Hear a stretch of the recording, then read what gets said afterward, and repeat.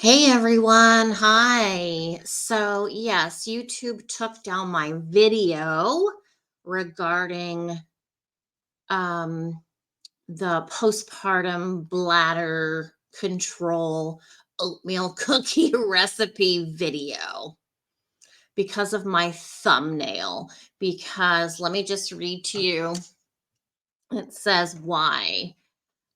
When flagged, YouTube removes thumbnails that show nudity, sexually provocative content, or portray shocking violence. So my thumbnail didn't have any of that. So I don't know if this was caught by a robot or something, but it's important to me you have the information from this video of having surgery after children and the problems that can come with our internal organs after giving childbirth, after doing childbirth. Plus, I want you to have the recipe. My God, YouTube, geez. So I'm reposting it, YouTube. I'm reposting it right here with a different thumbnail. All right, here's the video, you guys. Enjoy.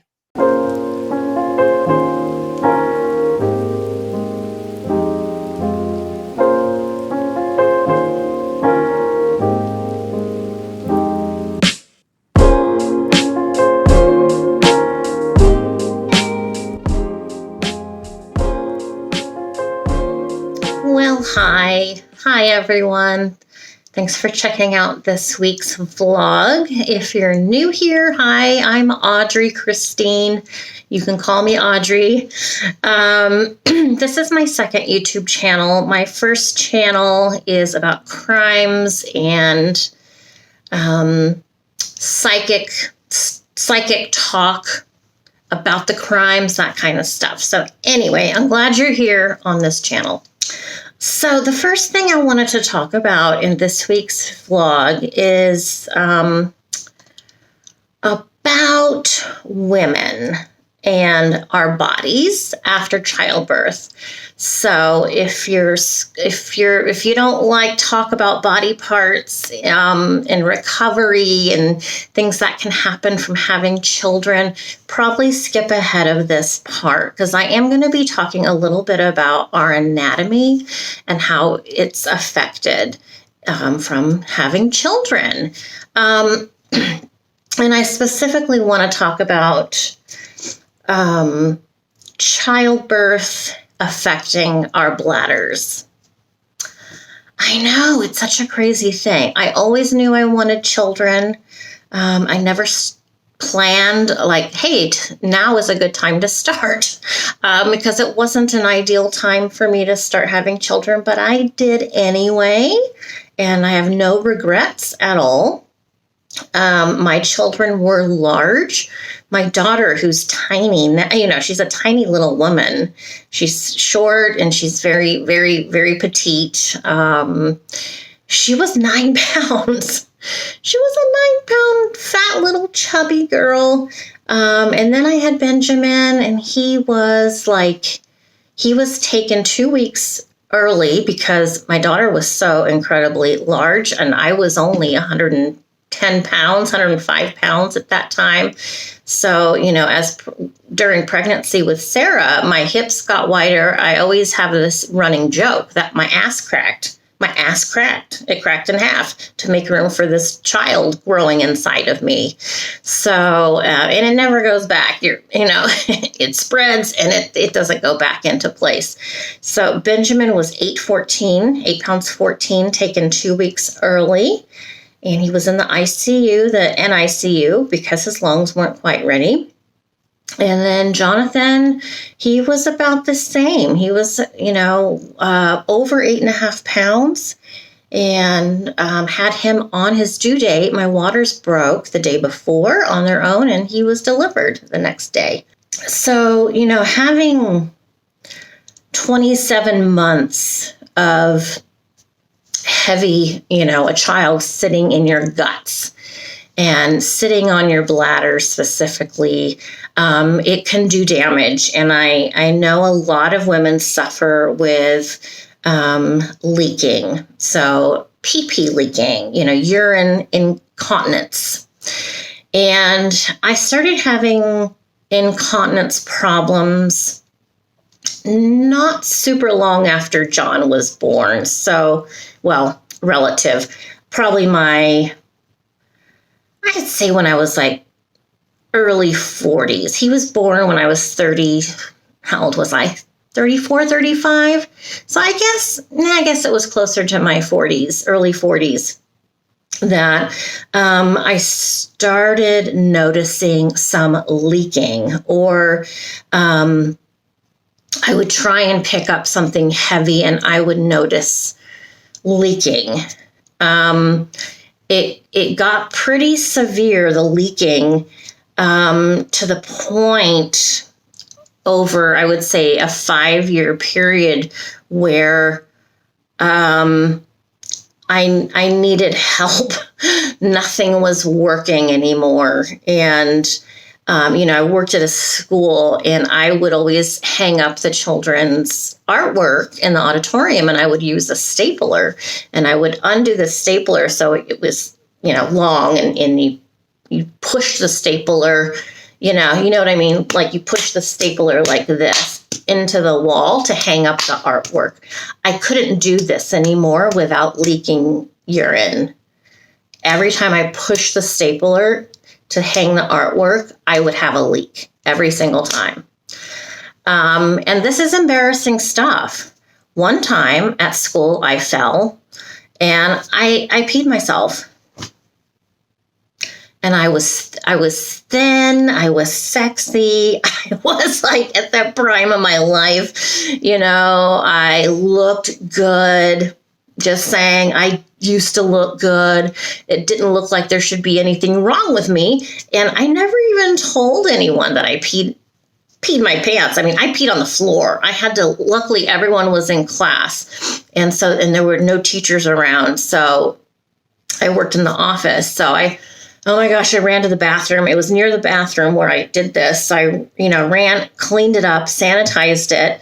But I'm like, I got to run home real quick. I had started my period, which was not true. And I just lived literally a block away. So I ran home, changed, and came back. I didn't want to have surgery. I was told by my OBGYN already that I needed to have surgery. And I had already had many, many surgeries cosmetically, which is why I looked good. And it's like, I don't want to do another surgery. I feel like that's all I've been doing for the last, 5 years. And it was everything. I had a tummy tuck and a couple of breast augmentations and stuff, and hernia repair. That was from having children, the hernia in my belly button. That was very painful. And it's like, I'm not ready to have surgery, but I would say within a couple years, I got so depressed about this thing with my bladder. I couldn't do anything at all. It became a problem, like in relationships, if you know what I'm saying. Like I couldn't have any relationships anymore because it was just disgusting. And so the doctor said, I met with a surgeon. She said, you can try this. It's, I forget the term of what it's called. I'll look it up and I'll put it right here, what it's called, this device. It's basically like a rubber cup. And you put the cup in your vagina and it kind of collects the urine.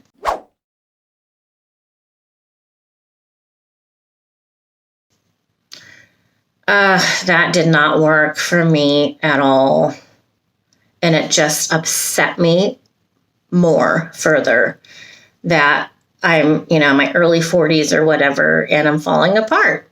But I felt so good otherwise. And there really wasn't anything else. Doing the Kegel exercises with inside your body, the Kegels or Kegels, whichever way you pronounce it, didn't do jack for me. Didn't do anything. And it's like, well, it's too late to do it. You should have been doing Kegels, since you were 12 years old. Well, I hadn't. And so that was not a thing that was going to work for me. And, I thought I'm at, we'll say 40-ish. And it's like, God willing, I live to be in my 80s. I have half my life that I'm going to go through like this. I can't imagine. This is going to basically end my life as I knew it. I didn't want that. I didn't want that to happen. So I decided to have the bladder surgery. Now, one thing that happened that I got upset about was when I was going under general anesthesia, they put this is the first time I had this kind of anesthesia administered this way. Normally it's through IV. They knock me out and I'm fine. This time it was a mask and I felt like I was being suffocated. And I had this thing going over my face like this, and they push it down tight to make sure all the gases stay in so that you breathe them. Well, I felt like I was dying. I felt like I was suffocating and I was flailing. Was I actually doing that? I'm not sure. But when I woke up from anesthesia, I was livid and I was yelling at these people. I'm freaking killing me. You were killing me. So that part was not a good experience. I am 100% satisfied with my surgery, and I would recommend it personally. I came out of surgery. I have a catheter in. And you have to wear a catheter for a while, like a week, because what happens to your bladder, it's basically like disconnected and reconnected. And after the reconnection, you don't know how to pee yet. You don't know how to go to the bathroom again. That sensation of releasing your bladder muscle to let the urine come out isn't there anymore. I didn't know that ahead of time. Maybe she told me. I don't remember. So that kind of worried me a lot. So the surgeon came in. She's like, everything was fine. I think she did use the mesh for reconstruction. That was fine. She said she tightened my cervix. I'm like, all right, cool. So now I'm like a virgin. That's nice. She goes, I can't even get my pinky in, just so you know, how small you are down there now. It's, she couldn't even get her pinky in. And I'm like, ooh, okay, well, that's exciting. And I'm like, I didn't know that was part of this. She's like, well, I was in there and I saw this and that, and I thought I better just fix things. And she said, I also fixed your colon. I didn't know I had a problem with my colon. Well, I'm always constipated. My life story, I'm always constipated, always. And she said, well, you had 3 episiotomies. That's where they slice you from the tip of your vagina all the way back to your rectum to help deliver children. So I knew I had 3 episiotomies, and I guess there was some scar tissue there. And she's like, well, we call it a lazy colon. You had what we call a lazy colon. I'm like, I'm a lazy ass? I had a lazy ass? A lot of people aren't going to be surprised by that I had a lazy ass. That's going to make sense to a lot of people. So I had that fixed too. So it was a really thorough reconstruction of that entire area down there. And it was instant. The benefits were instant. Yes, I had to have that catheter for a good week. And when I went to have the catheter removed, they did a reversal. They poured so much liquid in reverse into my bladder to make sure there were no leaks and that it wasn't going to explode or something. And I'm like, oh my God, that's full. Like I could see my bladder. It's, like it's going to explode. And she's like, no, that's good. That's good. And then she pulls the liquid out, the urine out. And I was on my way. But they made me go to the bathroom before I could leave the doctor's appointment to make sure I could do it. But it's weird because it was nothing like how I had peed up for my first 40 years of life. Before I had total control over stopping and starting and stopping. I can make myself go to the bathroom and I can make myself stop going to the bathroom. This is also called teacher's bladder. For those of you that are teachers, you probably are aware of this dilemma.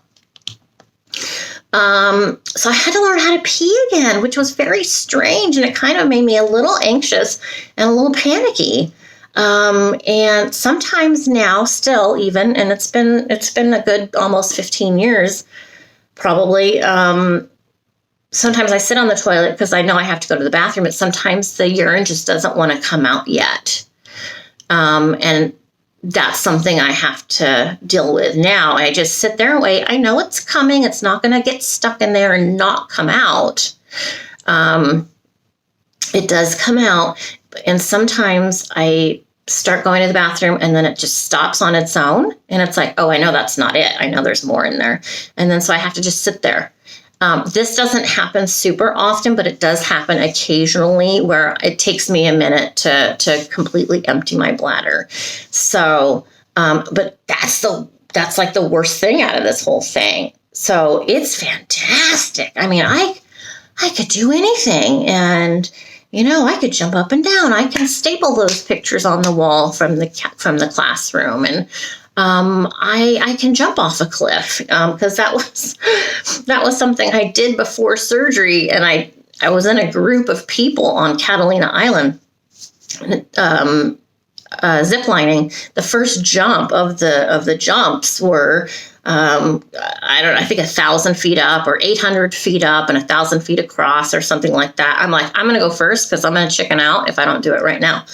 And I'm like, just so everyone knows, I'm going to pee in my pants. Okay. And I wasn't joking, but they were laughing because they thought I was teasing, but I wasn't. Anyway, so I can do everything. And it's nice knowing that that's fixable down there. So I really recommend it. I know, you get to the point where you don't want to have any more surgeries because it's not healthy going under general anesthesia. And as we get older, things are going to come up where we have to go under general anesthesia for our lives, to save our lives, to fix major things that are wrong in that. So if you're on the fence about having the bladder reconstructive surgery, I highly, highly, highly, highly recommend it. I mean, aside from having my breast reduction, this is, I would say, that important to me, having the bladder surgery. And no more leaks in any situation. So I wanted to share that with you. As we age, it's like, do we do this or do we not do it? Do we wait? Is it worth it? Is it worth any risks, kind of thing? So I just wanted to give you my 2 cents on that. If that means anything, I hope it helps somebody make that choice for a yes or a no. All right, so that's my bladder story. All right, on to the next thing. Let's go. You dance, John? Oh, hey, hi. We're just out grooving. Huh, John? He wanted to go on a ride, so we don't take him on rides too often anymore. There's not really any places to go that would be of interest to him, but it's nice and hot. Well, it's 97. I think yesterday was 10 degrees hotter, so but I don't feel the heat because I'm inside 24/7. Let me turn the fan down. I'm inside 24/7, so I literally am running around with like a sweatshirt sometimes or whatever. So that's what we're up to. Nothing particularly interesting going on at home right now. I do have a new recipe we're going to do together. It's the third time I'm going to be making this. It's a cookie recipe.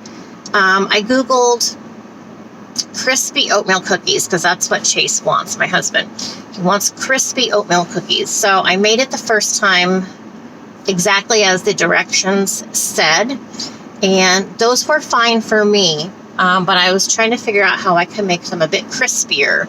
So I changed the recipe a little bit by removing some of the butter and putting in Crisco shortening, which works well. I adjusted the cinnamon, and it says you can put nutmeg if you want, which I love nutmeg, so I did put the nutmeg in. So this will be the third time making it. They came out really nice and crispy, but the trick is don't eat them right away. It's not that kind of cookie. A crispy cookie doesn't come out of the oven really crispy. You have to let it cool down and get the air to it. Also, don't put it in a Ziploc bag or an airtight container, because that's going to hold the moisture of all the cookies, and they're not going to be as crisp. So I put them in a Ziploc bag, and I do leave the bag open. My cats don't get into any food or anything like that. There's no bugs or anything. You could put them in the freezer, but they're fine on our countertop. So it makes about 12 cookies. So we're going to be doing that. Anything else, John? You want to tell everybody how you're doing? Can you say I'm doing good? I'm trying to eat a lot. He's looking for his dad. His dad's coming to get him. Where's Daddy? He drives like an old man. Well, he probably is kind of like an old man now, isn't he? How old is he? I don't even know.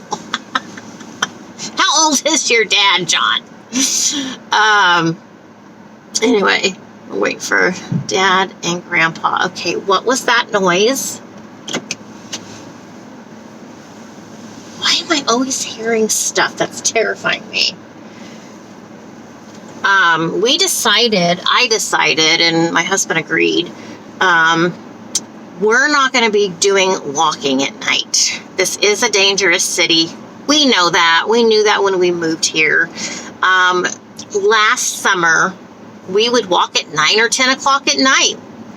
It was always fine. There were no problems. I do have on makeup today, by the way. Wow, what a difference. Who are you? But the last time we went for a walk the other day, you know, there's some kids out at the park playing football or whatever in the dark, yes. We're walking, and we don't walk super fast, but we're not super slow either. I heard somebody behind us, and I kind of turned around, and it was this white guy, and probably in his mid to late 20s. And it's like, dude, I see you. Okay, back up. There's no one else, you know, out walking right now. Do you need to be so close to me? And so I kind of pushed my husband's arm like, hey, hello. And he's like, what? And I'm like, I don't want to say anything because the guy's right here, you know.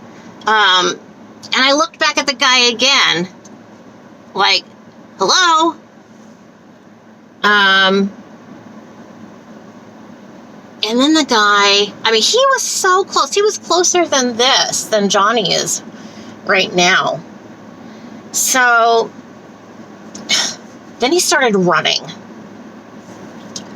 He ran down the way we were going to go, down this dark path that we take.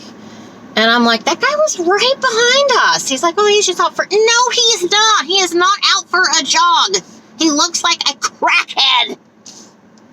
I think he's on drugs. We just almost got mugged, I'm telling you. So then we did our walk. And not a long walk. And on the way back, getting closer to our house there's the guy again. And he's walking again. No, no, thank you. No. No more walking. Maybe in the daytime if it's not super hot like it is right now, or maybe in the morning time. But, you know, I'm not stupid most of the time.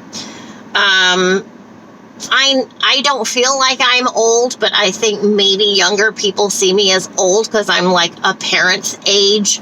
I mean, let's be honest. I could be a grandma right now, right? But I'm never going to be a grandma, I don't think. But, you know, oops, sorry. I had to hang up real quick. Okay, sorry. You know, I could be a target. You know, as we get older, we become targets, don't we? I mean, to me, I still think I'm 25, and you know, I mean, that's how I feel inside. So anyway, I'm not going to be walking at night for sure, which is why we want to move to a nearby city. Maybe, hopefully less than 2 years from now, we can move to the area we want to be in. But we'll have to wait and see. I mean, my neighborhood's fine. It's a new-ish neighborhood, so all the houses are nice and everything. But, you know, weirdos are everywhere. They are everywhere. They're in even gated communities. I remember my old friend Janet lives in a country club. They have thievery in there. They have criminals getting in. They have people stealing their mail out of their, you know, public mailbox thing. And, yeah, crime's everywhere, but you just can't be stupid about it, right, John? So I'm not going to put myself out there anymore to potentially be robbed. I don't have anything worth robbing. I really don't. I have this ring, which was like $10 at Kohl's department store. Sure, you can have it. You know, I'm not wearing my sunglasses at night, but that's all I have. I don't have, you know, I don't go out with my jewelry, my diamonds on. No, not smart. Anywhere. All right, let's get to that amazing, yummy, crispy oatmeal cookie recipe. It's time for a new recipe. Okay, thank you, Plankton, for that introduction. I have made my way to the kitchen, and we're going to get started on these cookies. So again, if you need to make any adjustments to your recipe, maybe you don't like cinnamon and you leave that out, you can always add raisins and different things into your cookies. So I'm going to turn you around. I'm going to show you what I have. And then we're going to mix everything together. I think I'm going to do it by hand, and I'm going to wear a glove because when you have your hands in stuff, you do lose skin cells. And I know we all grew up, you know, with our hands in the cookie dough. But once you realize that you're leaving behind a little piece of yourself in the cookies, it's just kind of gross. Okay. So I'm going to wear a glove. Like I said, you can use a big blender if you want to. You do you. You do you. All right, so I'm going to turn you around. Let's go. Okay, so I'm going to read off the ingredients. This is everything here. As you can see, we have 1 egg, half a cup of white sugar, half a cup of vegetable shortening, 1.5 cups of plain all-purpose flour, 1 teaspoon baking soda, a 1/2 teaspoon of cinnamon, a 1/4 teaspoon nutmeg, 1 tablespoon of vanilla or vanilla substitute, 1/2 teaspoon salt, 1.5 cups of oatmeal. You can use the quick oatmeal or the old-fashioned kind of oatmeal.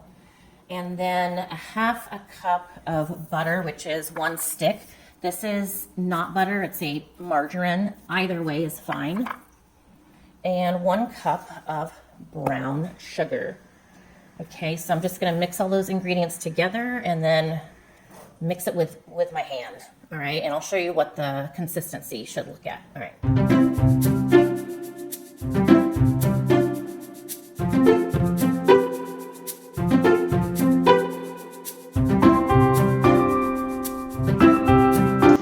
Okay, I forgot to mention the walnuts, so I'm going to do a 1/2 cup of walnuts like this, but I'm going to put it in the food processor and grind them up quite a bit, so I'll show you that as well.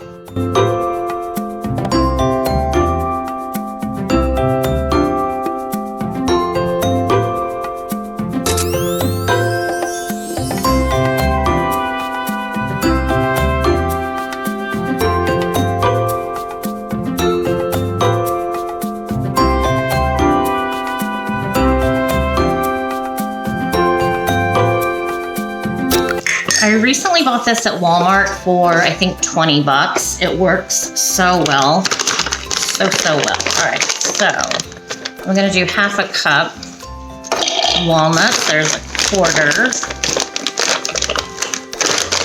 This really gives it a nice nutty flavor, obviously. A little bit of crunch going on in there. And this just has high or low settings. That's it. I like the simplicity of this one.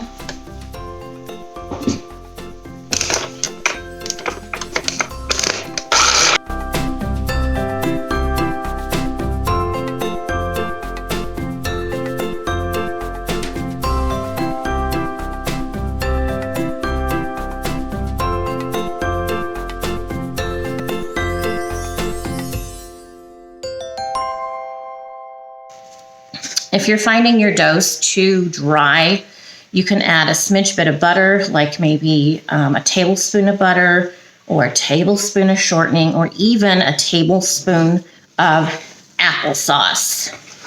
You can also chill this overnight if you would like.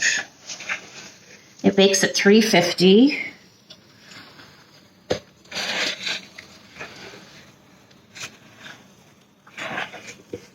Again, the goal here is to get a really, really crisp, dark cookie. All right, so there's the dough, all done. I've already lined my pans with some parchment paper.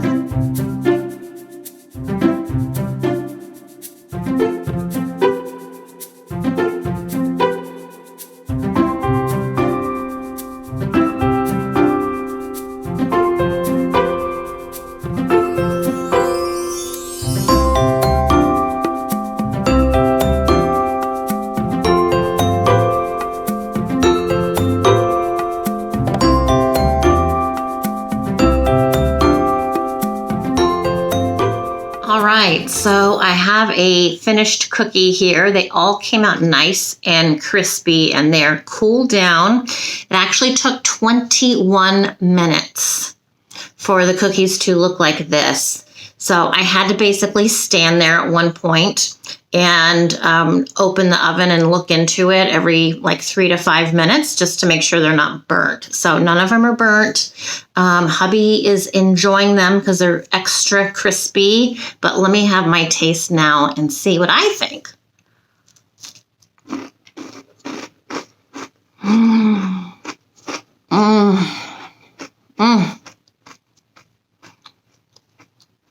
Delicious.